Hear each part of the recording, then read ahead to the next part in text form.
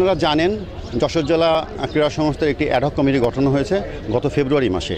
সেখানে 7 সদস্য বিশিষ্ট একটি কমিটি গঠন করা হয়েছিল, যার সদস্য ছিলেন ডিসি সাহেব, ক্রীড়া অফিসার এবং সদস্য সচিব, এবং ডিসি সাহেব ছিলেন আহ্বায়ক, এবং আরও 5 সদস্য ছিলেন, যেটা শফিকুজ্জামান সাহেব, এজেএম সালেক সাহেব, নিবাস হালদার, মাসুদ রানা বাবু এবং সামিউল ইসলাম শিমুল।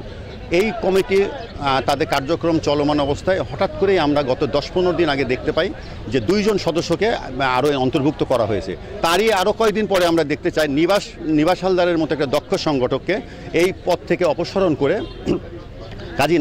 কাজী ইনাম আহমেদ, যে যশোর সদর 3 আসনের অবৈধ ভোটের এমপি ছিলেন, তার ভাই কাজী ইনাম আহমেদকে এই পদে স্থলাভিষিক্ত করা হয়েছে। আমরা যেটা তীব্র নিন্দা জানাচ্ছি, প্রতিবাদ জানাচ্ছি এবং ধিক্কার জানাচ্ছি। এই লজ্জাজনক কার্যক্রম থেকে বিরত থাকবার জন্য আমরা সরকারের প্রতিও আহ্বান জানাচ্ছি। আমরা আজকে সেই ইনাম আহমেদের, যে কিনা যশোর ক্রীড়াঙ্গনে কোনো উন্নয়ন তো দূরের কথা, উনি সবসময়ের জন্য যশোর ক্রীড়াঙ্গনের ক্ষতিই করে চলেছেন।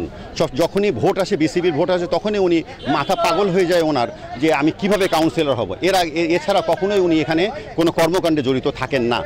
বিগত 2013 সালের 20 অক্টোবর ওনাকে সংবর্ধনা দেওয়া হয়। তখন উনি ওখানে বলেছিলেন যে যশোর স্টেডিয়ামকে আমরা আন্তর্জাতিক মানের স্টেডিয়ামে পরিণত করব, এবং আমাদের এখানে বয়সভিত্তিক যে খেলাগুলো হবে ডিভিশনাল থেকে শুরু করে সেই খেলা আয়োজন করব। কার্যত উনি কোনো কিছুই করেননি।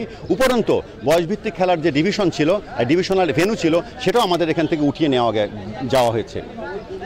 কী হচ্ছে ফল? উনি আমাদের এখানে কর্মকাণ্ডের সাথে জড়িত না, উনি শুধু ভোটের রাজনীতির সাথে জড়িত, যেটা একেবারেই ক্রীড়াঙ্গনের সঙ্গে বেমানান।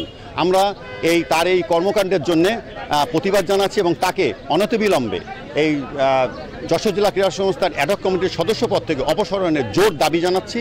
এবং তারই ধারাবাহিকতায় আমরা ডিসি সাহেবের কাছে আজকে স্মারকলিপি প্রদান করেছি। আমরা এখানে সকল স্তর, যশোরের 8টা থানার আমাদের খেলোয়াড়বৃন্দ ছিলেন, সংগঠকবৃন্দ ছিলেন, তারা আমরা যশোরের সকল সংগঠক এবং খেলোয়াড়বৃন্দ সকলকে নিয়ে আমরা এখানে স্মারকলিপি প্রদান করেছি। আগামীকাল আমাদের কর্মসূচি আছে, আমেনা খাতুন গ্যালারির নিচে অবস্থান কর্মসূচি আছে, আমাদের অবস্থান ধর্মঘট।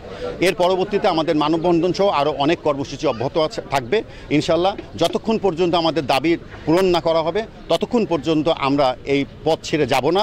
প্রয়োজনে জেলা ক্রীড়া সংস্থার সকল কর্মকাণ্ড থেকে আমরা বিরত থাকব এবং সকল কর্মকাণ্ডকে নিষিদ্ধ ঘোষণা করব। তার জন্য আমরা যা পদক্ষেপ নেবার আমরা সেই পদক্ষেপগুলো গ্রহণ করব।